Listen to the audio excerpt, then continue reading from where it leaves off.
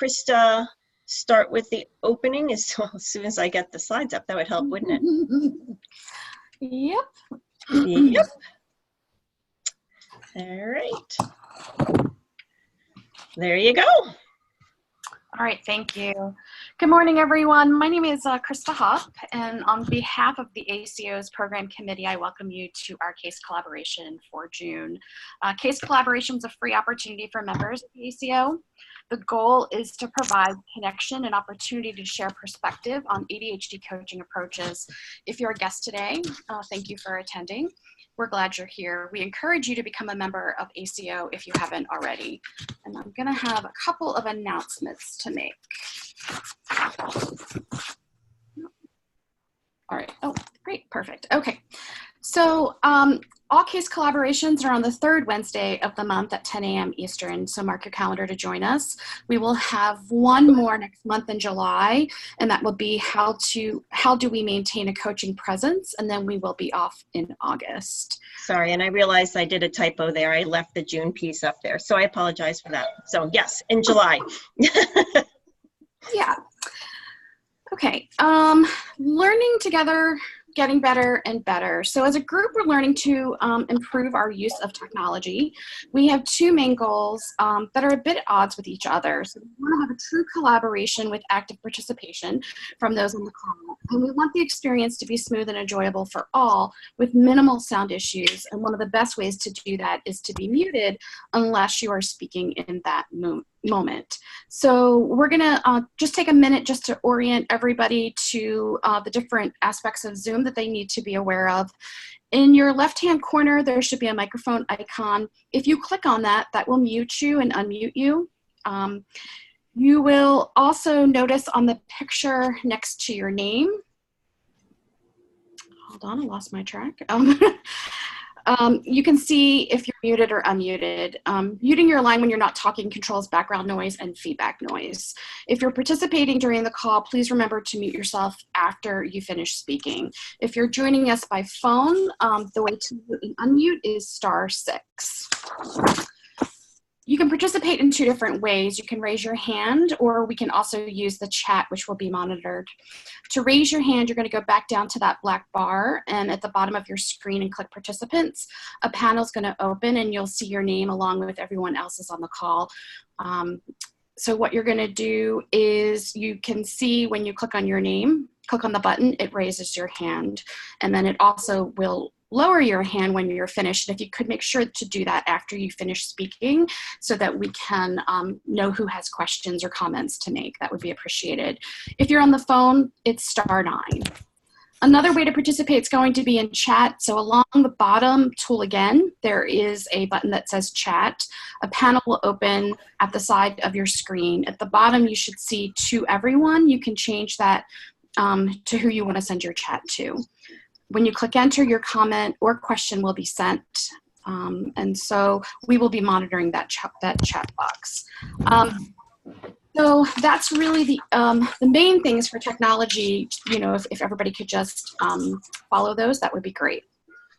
So you can get CCEUs for your participation on today's call. To receive it, please email the opening and the closing word to cceu@adhdcoaches.org. within 24 hours. This is what I need, new. Remember that, new. I have to remember new. Okay. Okay. So today's opening word is going to be new, N-E-W, for those that are on the phone. You may want to write it down. Like? For today's case collaboration format, Christine's going to be facilitating our group conversation. And we're going to be talking again. Like that, plain, but this. Yeah, I'm trying to find plain. But I do helping like that little thing. Clients create new awareness to achieve. You don't want anything somebody in found on. front? No, yeah, I'm trying to find it. Okay. I don't want. Do you want to do it like a one? Yeah, like this. Like a bar around? Yeah. I can't. Like that. Hold on. This is okay. Let me. Plain. Oh, okay. That's not it. Yeah, but and then another shelf down here. Okay. Let's see if we can. I don't know. I don't think I can do it. I can't. I mean, this looks like that because you don't see anything under. The moderator You're gonna open have the the thing under. panel and mute from there. Can he make it so that so I don't see the sync too much dropping. Hang on, I'm still I guess it's trying. okay. Well, if you think it's okay, yeah. I mean, because Are you seeing everyone listed? Yep, I think I got it. Yeah. All right. Sorry about that, everyone. It happens. So typically how we structure it is we will bring in the month's topic, and then we will bring in the case study. And so we're going to blend today a little bit of the theory with practical, and we invite everyone to participate as we work through this. So again, our topic is awareness, and here is competency 8, creating awareness. When we look at the definition of awareness, it is the quality or state of being aware, knowledge, and understanding that something is happening or existing.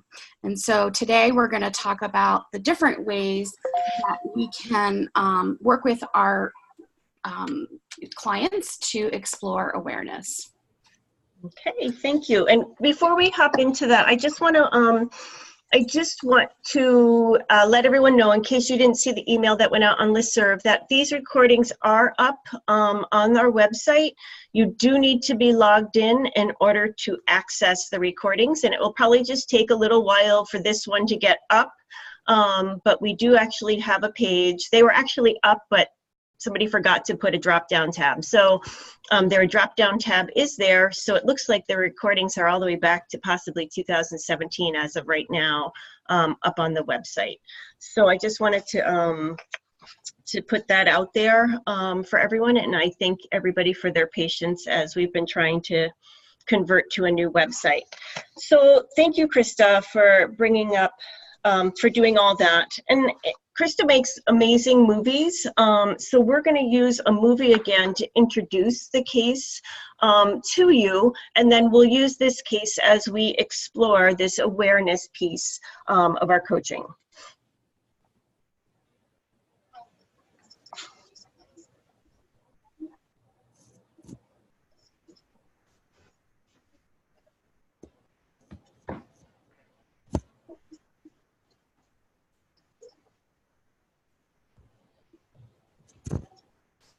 Christine, we cannot hear it.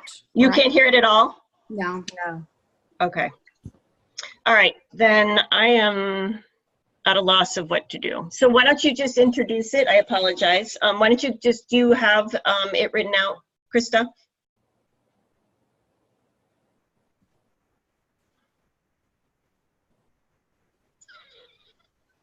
Sometimes if you restart it and hit the play button again, it might get the audio to go. Yeah, I don't think it's going to. Can you hear it yet? Why don't you share it with me, and then I can also, can you make me a co-host, or is it too late? Yep. Nope. Oh, I don't know if that will help. Do you have it up? Go ahead, if you can. Sorry, everyone. Technology is our friend most of the time. Okay.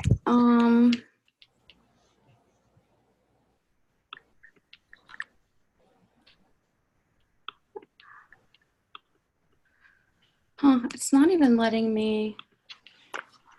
Oh, that's why. There we go.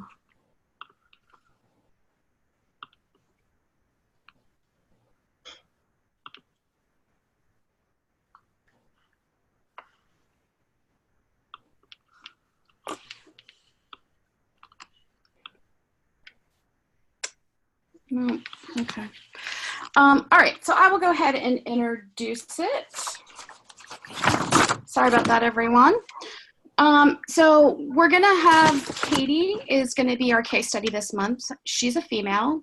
She's in her late 30s, and she was diagnosed as a junior in high school in 2000. She also experiences situational anxiety, which significantly impacts her executive function skills. She takes Adderall, which she actually believes negatively impacts her personality, and she also takes a supplement for memory and working memory.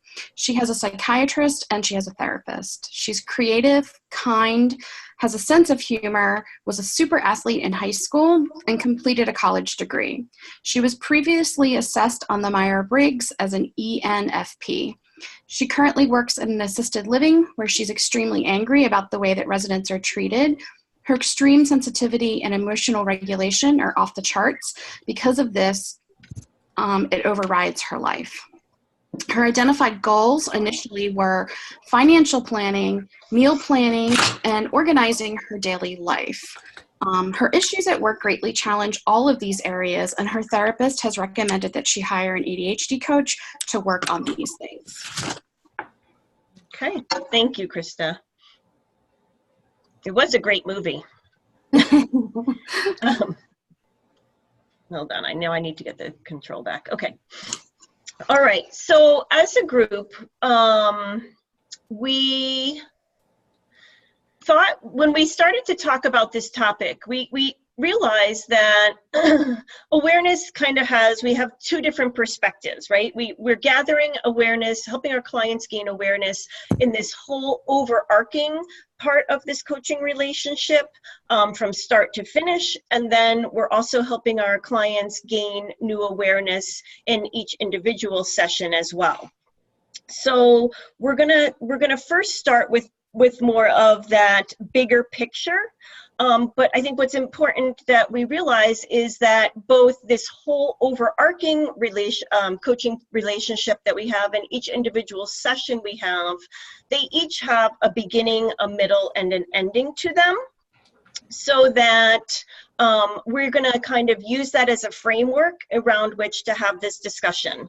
So we're going to jump into this beginning picture, right? When we all call it something different when we have a coach reach out to us.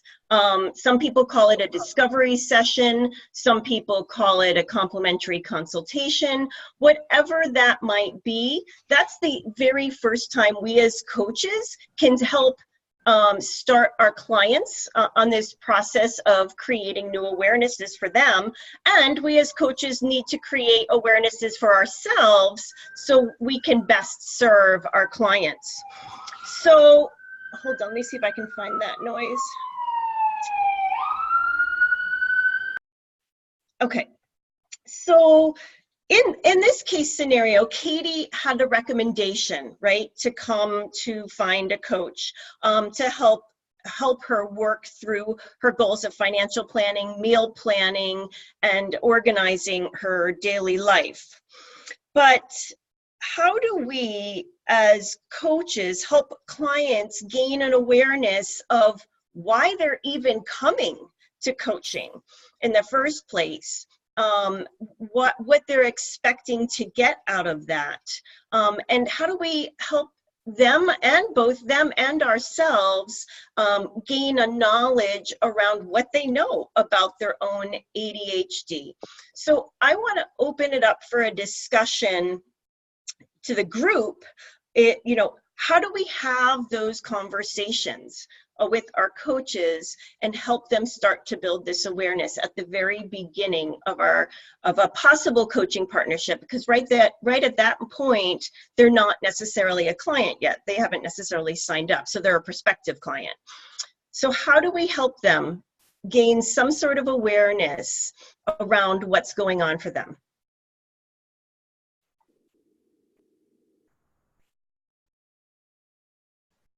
Faith has her hand up. Okay, go ahead, Faith. I'm gonna unmute her. Oops. Faith needs to be unmuted. Yeah, I'm trying. It's not. Oh, yeah, there we go. Yeah, I couldn't get my unmute to work either. Now it's okay. Sorry. So there's usually an initial phone conversation where the potential client talks about what their issues are. I ask some questions and talk about what coaching is, my approach to it, and so forth. But then where it really gets to what I think we're looking for here is if somebody schedules an initial consultation, and that's how I always start. So I begin with a freestanding 90-minute appointment on the phone or in person. And after that, we both decide if we want to proceed with coaching. And for that, I send the prospective client a questionnaire and a set of real exercises. And I ask to get everything back 2 days before the appointment. And so we use the consultation to go through that material and block out what coaching might look like. And in the materials that I'm sending to the client, I'm asking things like, how much do you know about ADHD? I'm asking about different aspects of their life. The wheels give a visual snapshot of how satisfied they are with different areas. And that's really how I help the client gauge, and how I gauge, where are they? How much do they know? What is their level of awareness? And I guarantee people that just from the consult, they will get a significant amount of insight and new information. I say, if not, money back.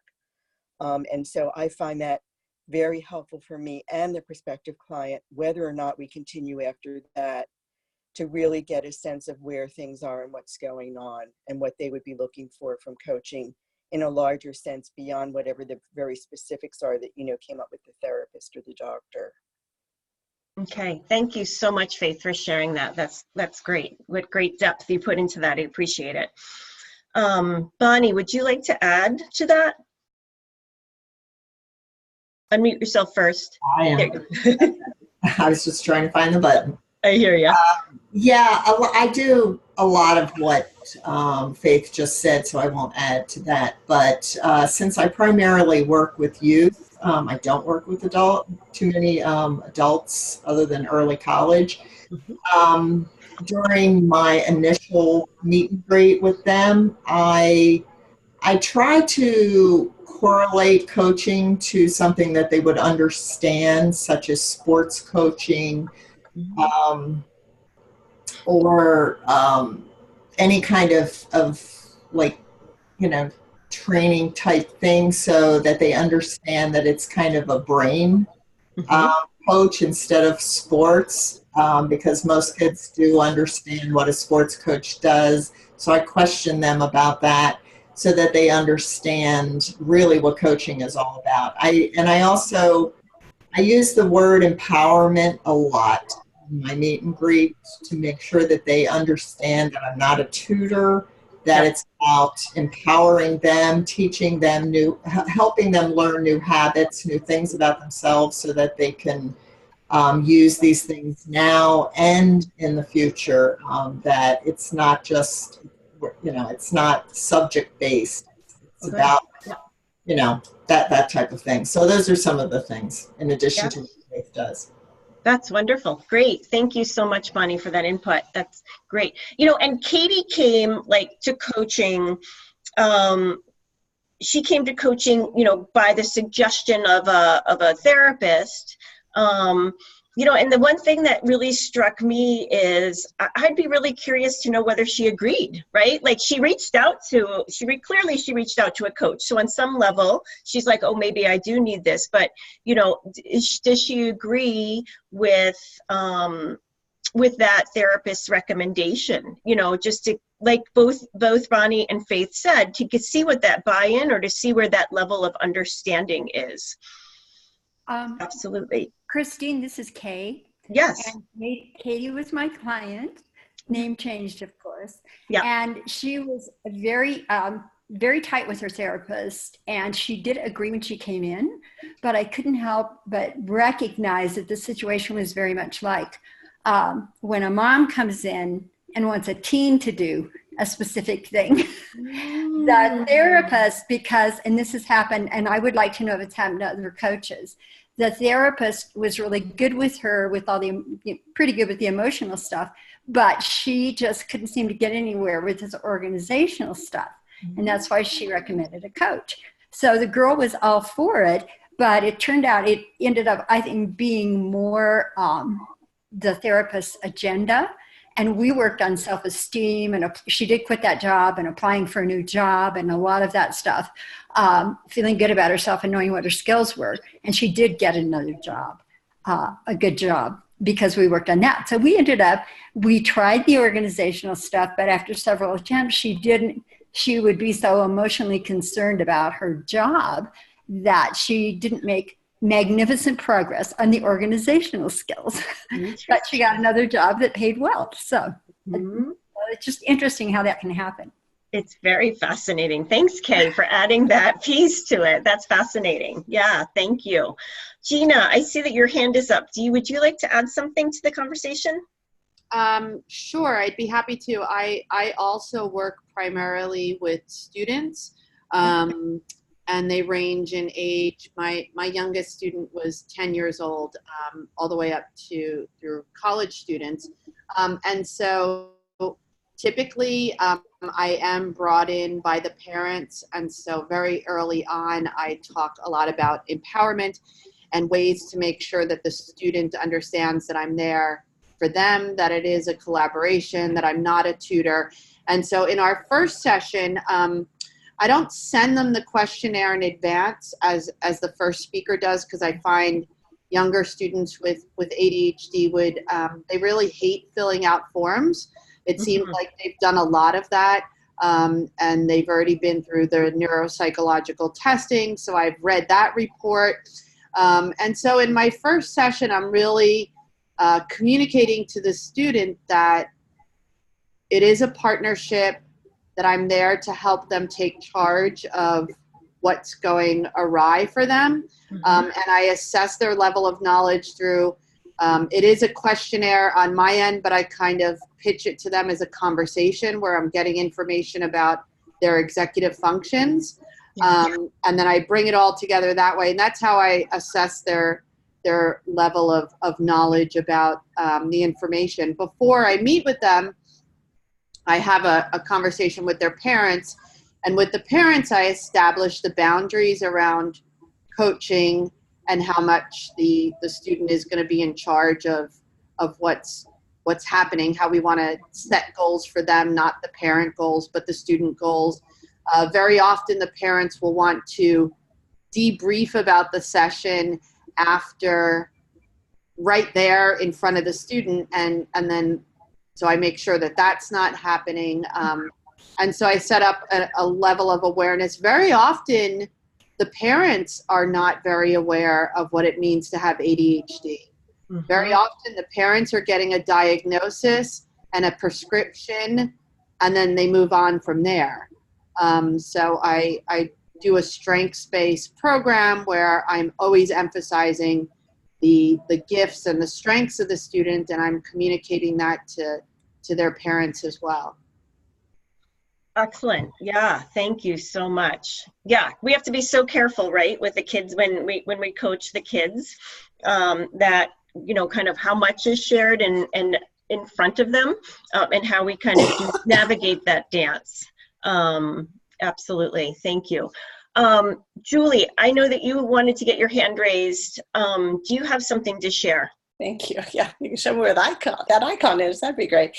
Yeah. Similarly to what the others have stated, I do the same thing by I kind of have a conversation with them at the very, very beginning after the parent has contacted me. I work with a lot of college students primarily, some high school, but most of the time the parent is calling me and asking for me to help their child. And I say, well, first I need to have a conversation with said child before I can, do anything more.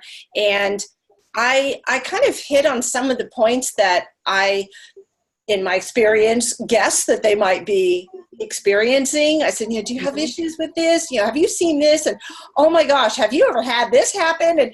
And when I get them to start opening up and say, oh my gosh, yes, oh, that keeps happening, and I keep forgetting to go to class, and I keep, whatever's going on for them. And then they start really warming up to this idea of, oh wow, maybe there is some help here. And I get them really comfortable talking to me, and then I explain to them that that one of the cool things about coaching is there's no judgment, and anything you say is not going back to your mom and dad. And they're like, oh, great, okay. So then I get this not just awareness of what's going on with their ADHD, but just how coaching can be a benefit. And I explain to them that I have clients with and without ADHD, and I work with clients all the way up into their 70s with CEOs and executives and entrepreneurs. So this is not just because you can't get your homework done. These are skills I can share with you that you'll be able to use for your whole life. And they get very excited. And so that's kind of how I get this, rah thing going at the very beginning. Yeah. Intake and all then I tell them, I said, well, the next, and when we get to meet, I'm going to have to ask you a whole bunch of nosy questions. And then they start laughing and they're, okay, that's okay. Very cute. I kind of get the whole thing, started in this very fun and enjoyable, conversation at the very beginning. That's awesome. That's awesome. Well, thank you so much for sharing that. So going back to Katie, what else would you want to ask her? We know Kay actually had coached her, but what other awarenesses would you want to pull out of some of those first conversations that you had? We know that she's been seeing, that she saw a therapist. We know that she's on medication. We know she mentioned what her goals are. What other awarenesses would you be interested in either helping her discover at that point, or you as a coach need to get in order to help her move forward? Joanna. Yeah, I like to understand how issues show up in my client's life. So, when someone talks about having difficulties with attention or organization, I always ask them, how does this show up for you? So I have a better understanding of what they mean by that. And sometimes we're not on the same page with the terms we use.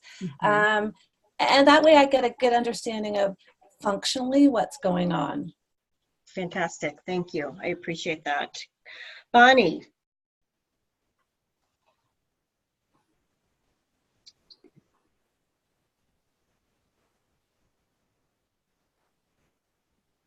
My apologies. I should use my other mute button. My scrolling is not working. Anyway, I'll just add to that. One of the things that I find is important is asking if they're willing to change behaviors, the way they're doing things currently. Because I want to set them up right from the beginning for the whole accountability issue, because if I start the coaching and after 2 or 3 weeks they're not doing anything that they've said that they're going to do in terms of modifying behaviors, then I'm going to disengage. And I have found with young people, even though a lot of times they say it at the beginning, oh yeah, I want to do this, I'm willing to do this, then you start coaching and they're just not willing. So it's more of a motivational thing. And sometimes it's so deep that as a coach, if they're not willing to try different things to make it work as you do it to reach their goals, then they need to move perhaps to the therapy side versus the coaching side. So I want to know that right up front. At least I want to have them verbally tell me that, yes, I definitely want to change some of my existing behaviors to succeed. Okay, thank you very much. Faith. In this very specific case study, from what we learned about Kate and her situation, something I think I would probably look to dig into a bit with her early on is the situational aspects of ADHD, and really helping her understand and then look at how this might apply in her life. The fact that the same characteristics that can make one situation very frustrating or can make it hard to perform may make you very successful in some other situations, because from the fact that she's in therapy and she's so emotional all the time, it would make me wonder how well she can step back and see her qualities in a larger light and kind of not just be defined by the ADHD and everything that seems to be going off right now. Right. So I find, I always do it, but particularly in situations like that, just stepping back and looking at, where can it make you, help you? Where do you perform better? Where do you not? So that you don't have, the client is less likely to have this global sense of, everything's upsetting me and I can't do any of this. And, there's just nothing that fits. Yeah. So I think that's a piece of awareness I would probably be looking to focus on. Fantastic. Thank you, Faith. June.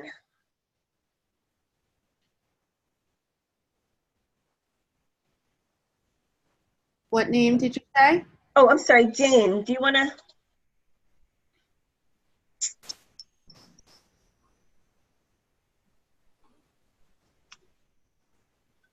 Jane, did you have your hand raised?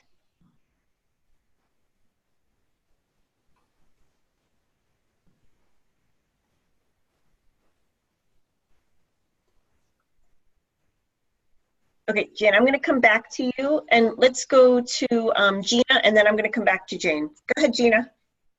I would want to know a little bit about, it's kind of what the other two speakers said, but I would want a little more history. So if she had a diagnosis in high school, she got through college, she's now in her 30s, what's the history? What worked for you in the past? How did you get through college? What motivated you then? So I think motivation would be something I would want to hone in on. What worked for her in the past and why is that not working for her now? Perfect. Great. Thank you. Thank you very much. Jane, did you want to add?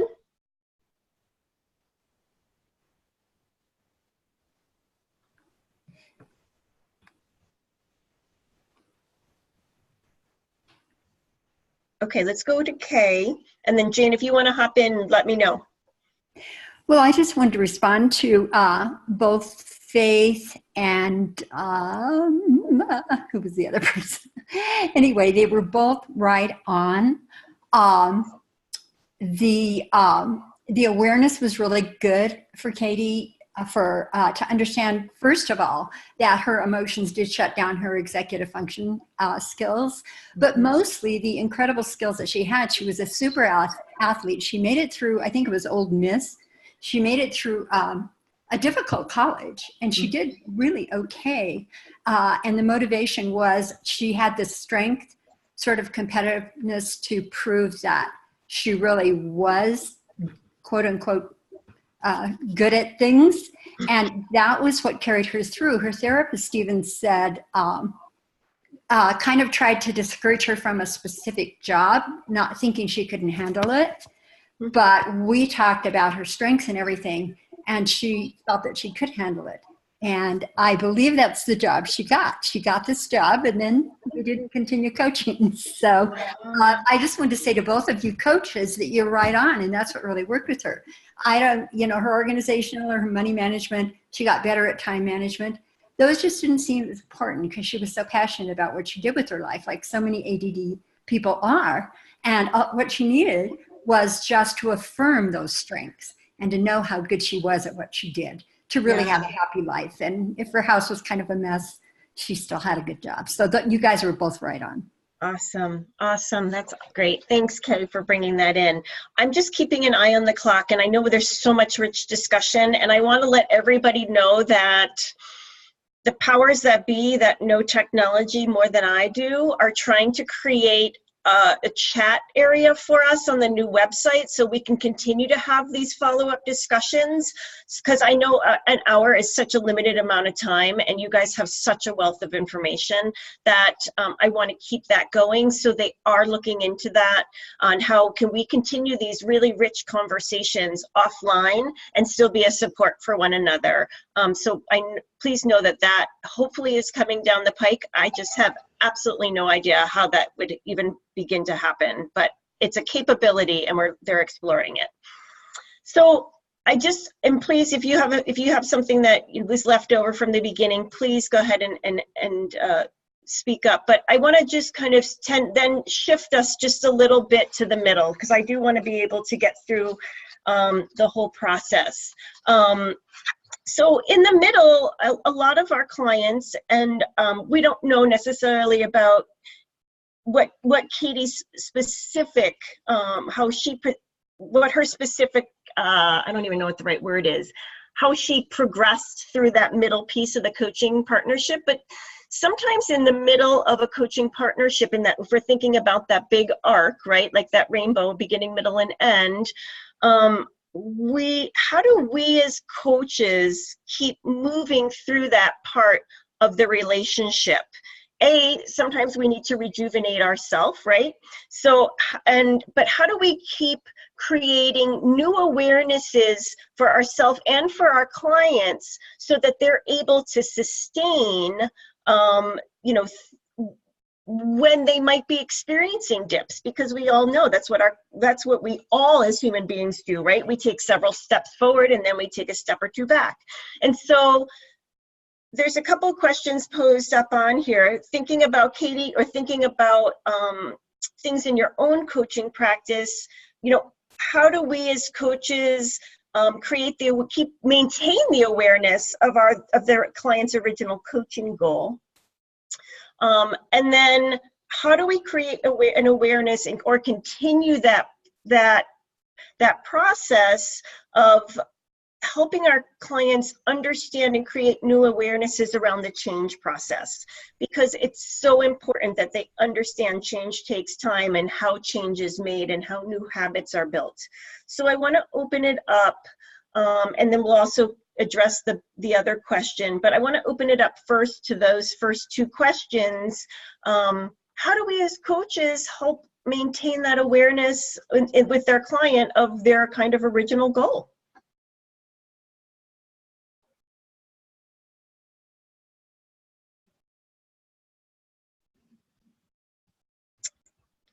Joanna, did you have your hand raised?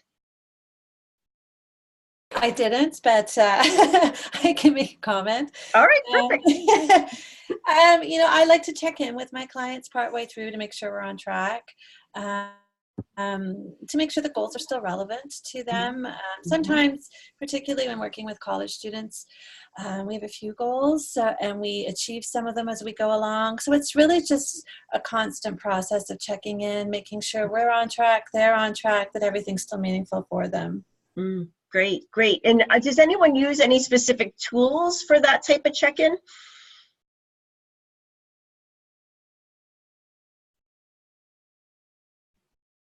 Yeah, this is Faith. I ask my clients to send me before each appointment what I call a coaching prep form. Teens usually don't, and I don't push it at all with them. But college students and adults, if they're having trouble with that, we make it part of the coaching, because you do need to turn stuff in when you're working and in life and so forth. And that's very helpful with this sort of thing. Okay, great. Thank you, Faith. Thank you. Gina, would you like to comment? Can you hear me okay? I can, yes. Okay, yeah, something's going with my computer. Okay. So I do reflection activities with, and as I said, I work with students, and so typically right around parent-teacher conference time or around report card time, or if there's any sort of big life event, we do a reflection activity, and so that's a little bit of a reset. We look at what has been working, what hasn't been working, and if they need to set any new goals. And very often they do need to set new goals. I appreciate how enthusiastic my clients are from the very beginning, but sometimes they want to change everything at once, or they want to see things happening all at once. And I'm careful to remind them that behavioral change takes time, and I ask them if they recall for how many years their parents had to remind them to brush their teeth. And they can relate to that, because it's, you probably told your kids to brush their teeth every day, 3 times a day for years before it actually became a habit. Right. And so I give them some perspective by reminding them that changing behavior requires a lot of constant repetition, reinforcement, 2 steps back, 1 step forward, and anywhere from 3 to 5 years before behavioral change becomes a habit. Yeah, great, super. Thank you so much. Sure. Adela. Oh, I was just about to lower my hand because she said almost everything I was going to say. Perfect. Yeah, and just to add to that, change is many, many steps, and consistency is the final step. And just because you haven't achieved the consistency doesn't mean you haven't made any progress at all. Look at all of the progress you've made up until now. So that's it. Thanks. Yeah, thank you. And I want to, like, I know that Barbara Luther often coins the term that she has her clients create like an operations manual of both things, like of their goals, of things that worked, of things that haven't worked, so that they can go back and look, and so they're not continually, because of that working memory piece, not continually retrying things that haven't worked for them in the past. So I don't know if other people use something like that.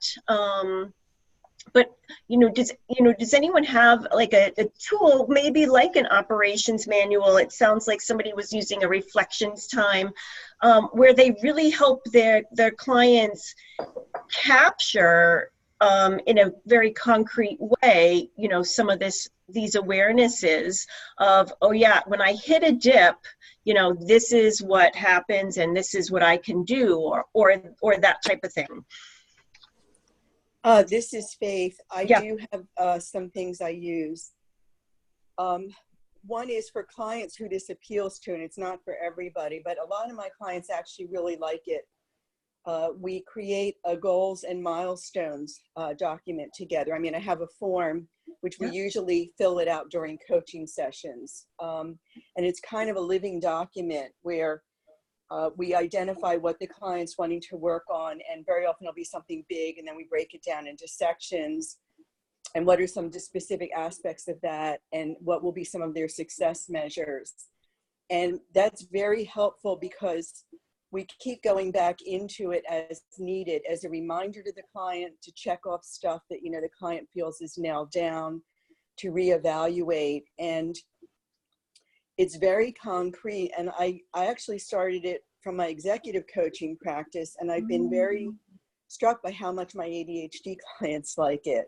Okay. And again, I don't typically do that with an adolescent, although I offer it, but with a lot of with the college students and adults, they really like it, and they may not remember to check it on their own very regularly, but we'll bring it up, and it's very satisfying to them. They can actually see, yeah, I don't really need this one anymore. We'll just keep it kind of in the background.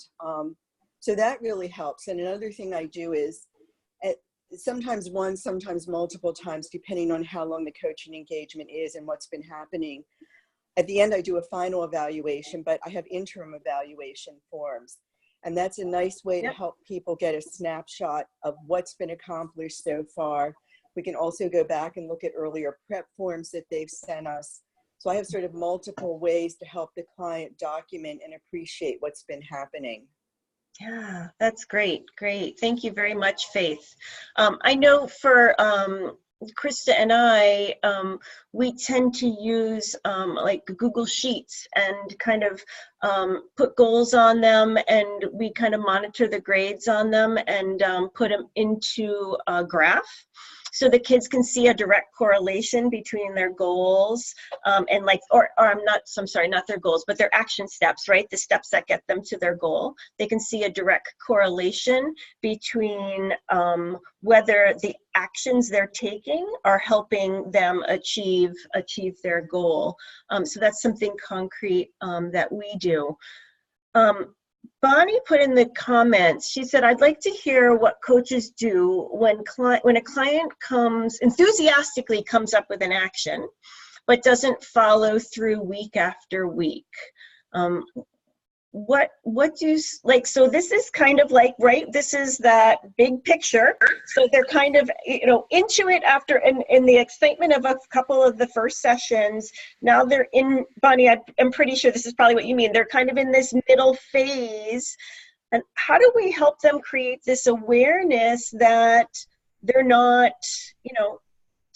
they're not engaging in the actions that they've, said they want to do? Adela, I'm not sure. Is your hand still raised, or is that from before?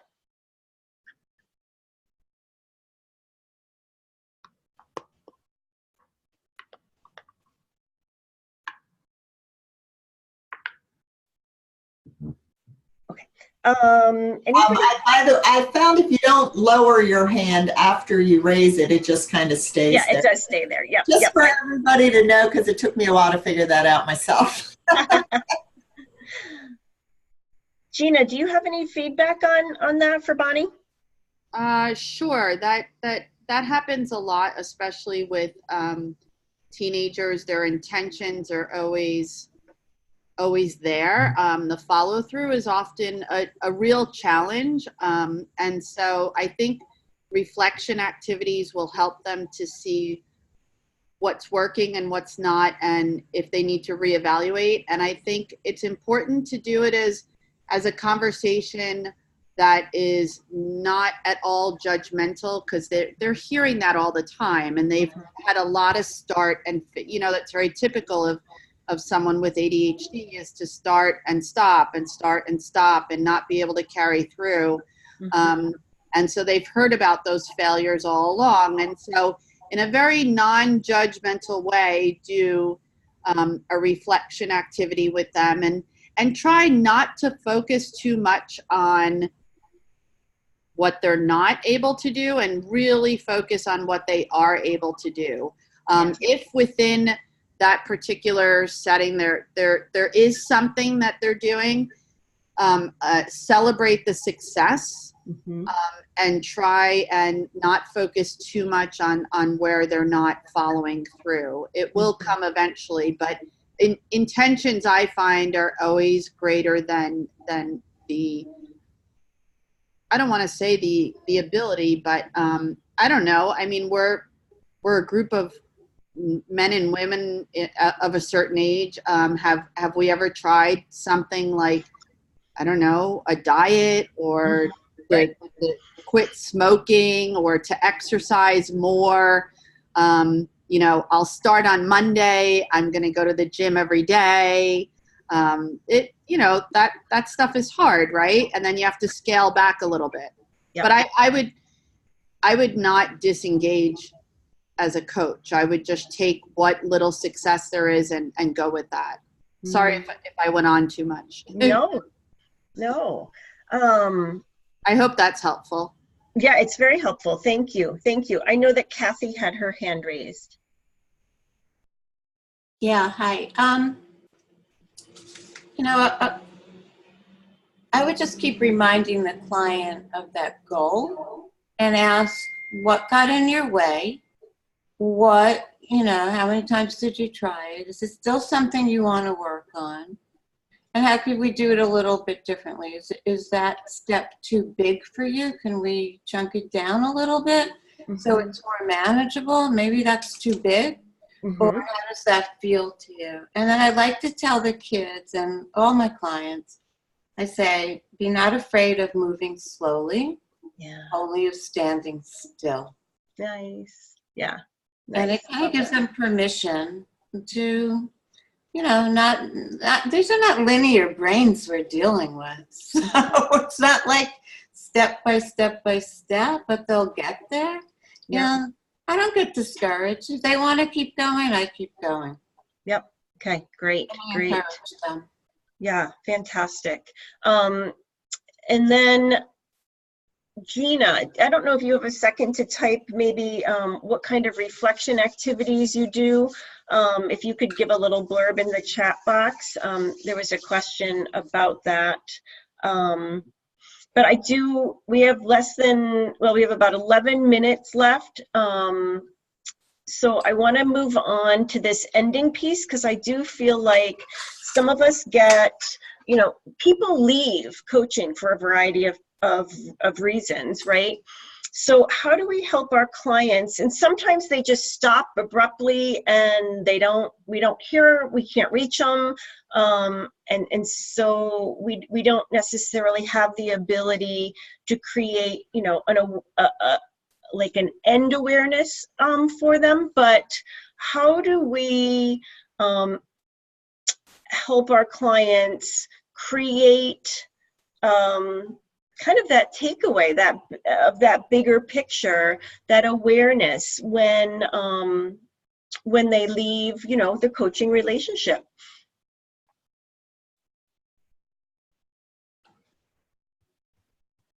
Bonnie. Finally got that mute right. Most of my clients, I've ended with them because they've met their goals, some sooner than others. Generally, I assess them as it goes on, and I recommend kind of downsizing the coaching since, like, again, I work with youth.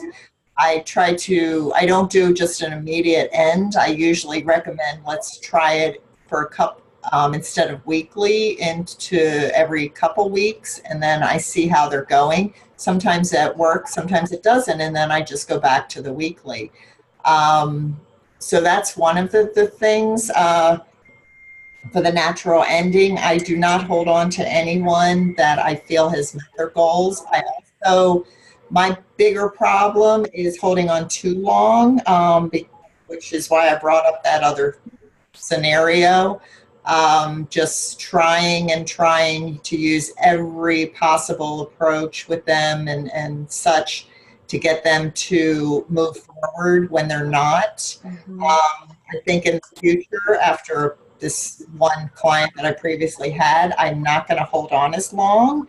I appreciate the comments about not giving up, but when you're not getting anywhere, and every week after week after week, and then eventually the parents are going to step in and say, well, this isn't working because nothing's changing. Right. And there are no successes to talk about. That's when you have to essentially, leave, I think. So I find it's pretty easy to recognize when either it's going in one direction or another, and it's time to start planning on disengaging. Yeah. Well, and I think that's the beauty of this group, right? We all bring our own uniqueness as coaches to this process. And so I know some coaches who would continue, like they haven't gotten anywhere until they've been coaching the kids almost a year, right? And then they start to make some progress. And thankfully the parents, the coaches have enough communication, or I don't know what it is, but there's enough trust maybe. But I think we have, that's the beauty of this case collaboration, is we're all different. We're all different coaches, and we all need to do what feels right for ourselves. And so what feels right for one coach might not feel right for another coach. So I really appreciate that perspective, Bonnie.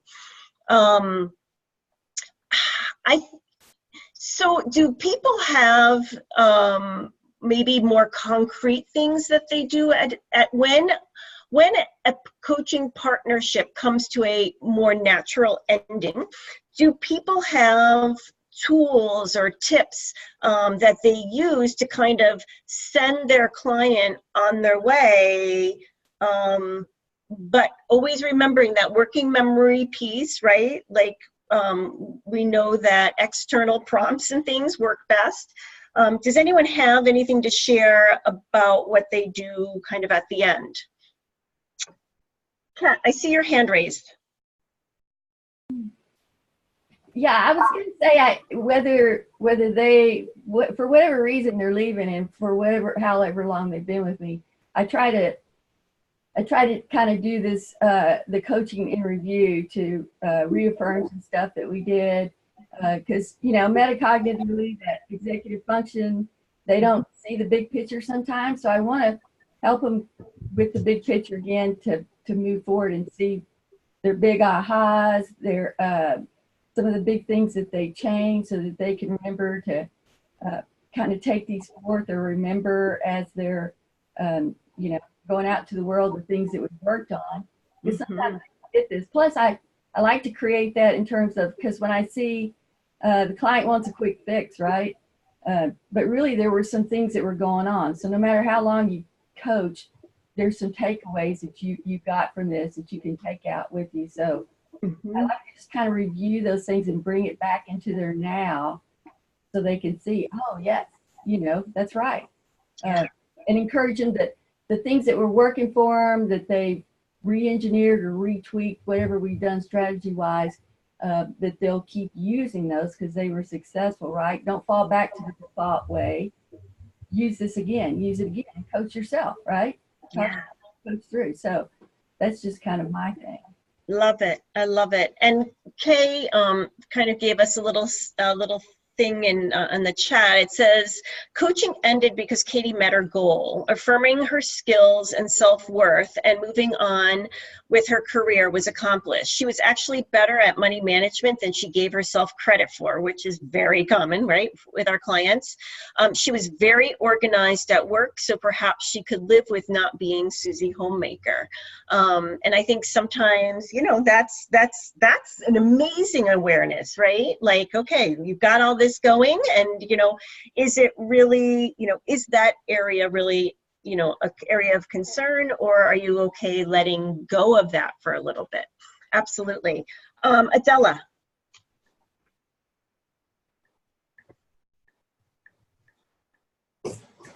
So similar to Kat, I do a summary call the very last session, and we both go through all of our notes, and we make a list of all of the tools and the skills that have worked for them over the course of the coaching process, so that by the end they walk away with a toolbox, their own personal toolbox of what has worked. Fantastic. And that makes them really happy and makes me happy. Yeah, absolutely. Absolutely. We could all use that. Anne Marie.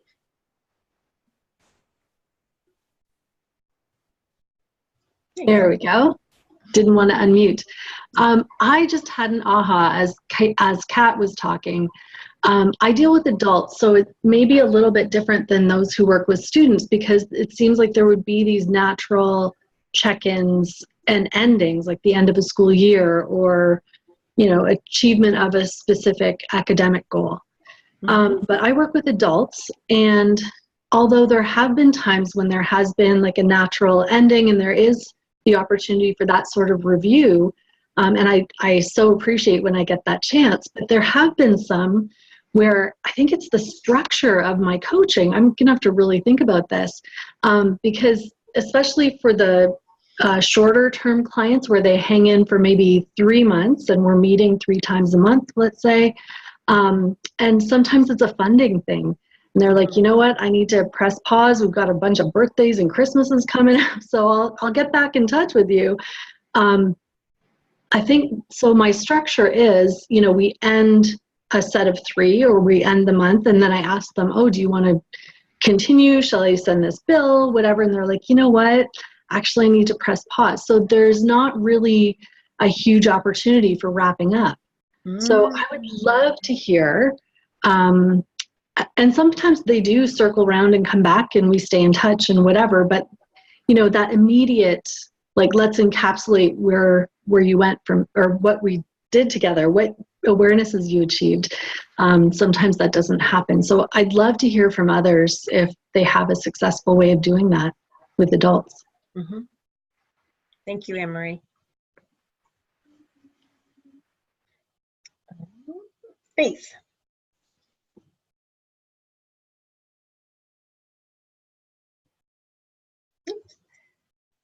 Faith, can you unmute yourself to add to that?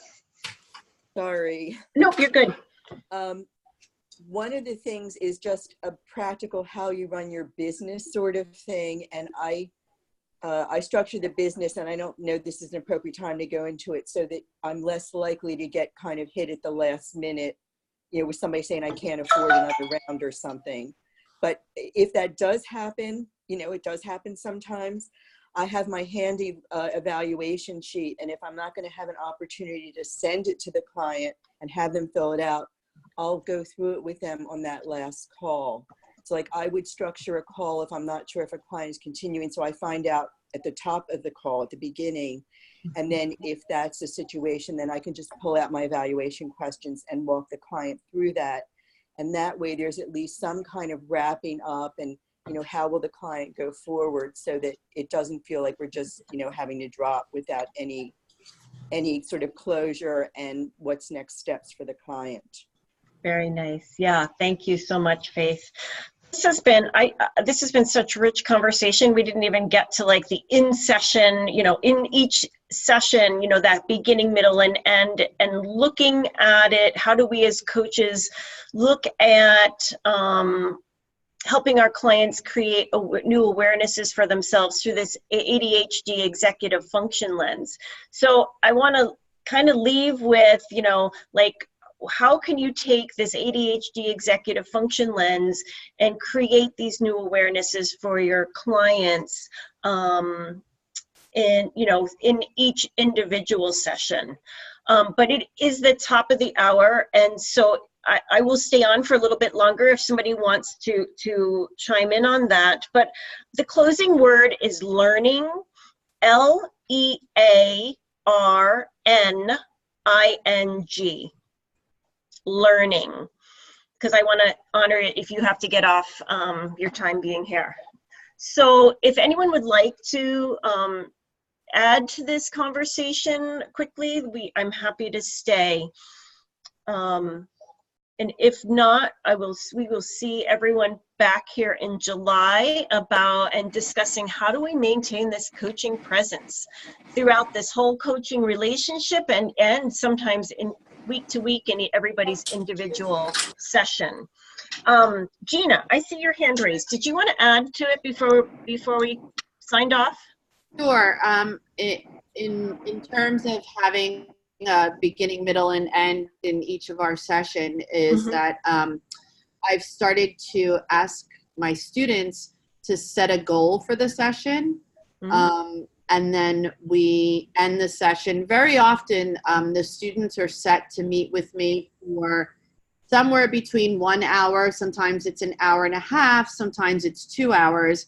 And some of the kids are anxious to get on with their night. It's usually after school. And so asking them to set a goal, and then the session can be concluded after we've met the goals, is a way for them to stay on task the entire session, and stay focused and get to the end of the session. Does that make sense? It does. Yeah. Yes. Thank you for that. Yeah, sure. Absolutely. Dale, I am going to unmute you and go ahead.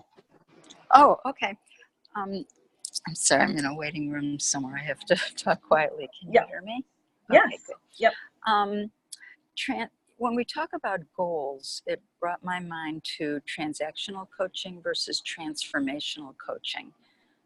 So I was wondering what people, your wonderful colleagues, had to say about that. That's a great question. I don't know if I have an answer for you. Well, yeah, I was thinking just stick to goals and have goals, but during the coaching session, creating awareness and learning about your strengths and what will allow you to, who do you need to be to reach your goal? That to me seems more empowering. Yes. But I'm just fooling around with that in my brain. Yeah.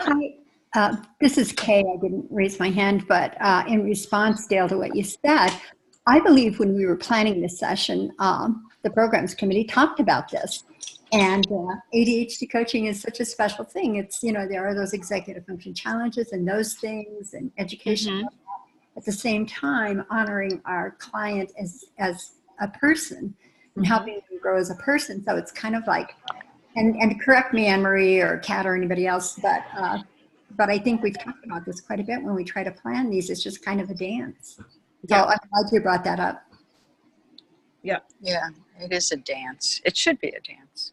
Absolutely. Absolutely. Thank you. Yeah, and I'm sorry, I guess I just misunderstood your question. Yeah, we absolutely, don't want to go in and steamroll anybody, right? And so no, you're really, yeah. So how do you tread lightly, and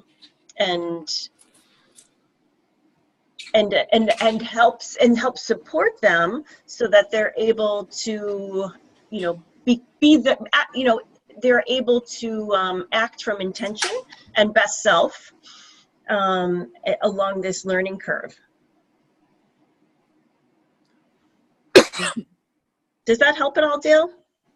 Whoops. Yes. Okay. Thank you. Yeah, thank you for joining.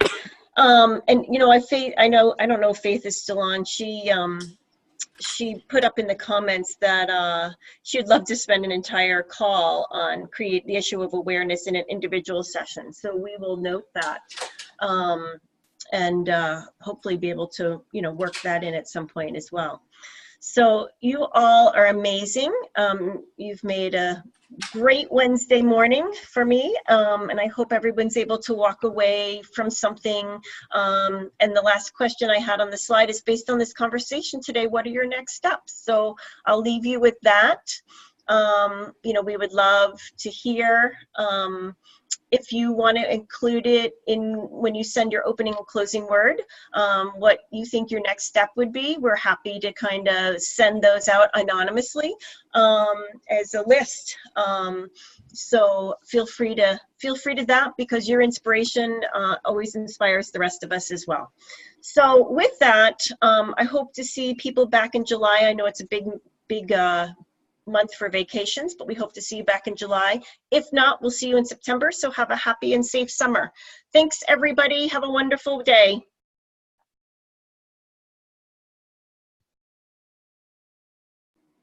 Thank you. Thank you.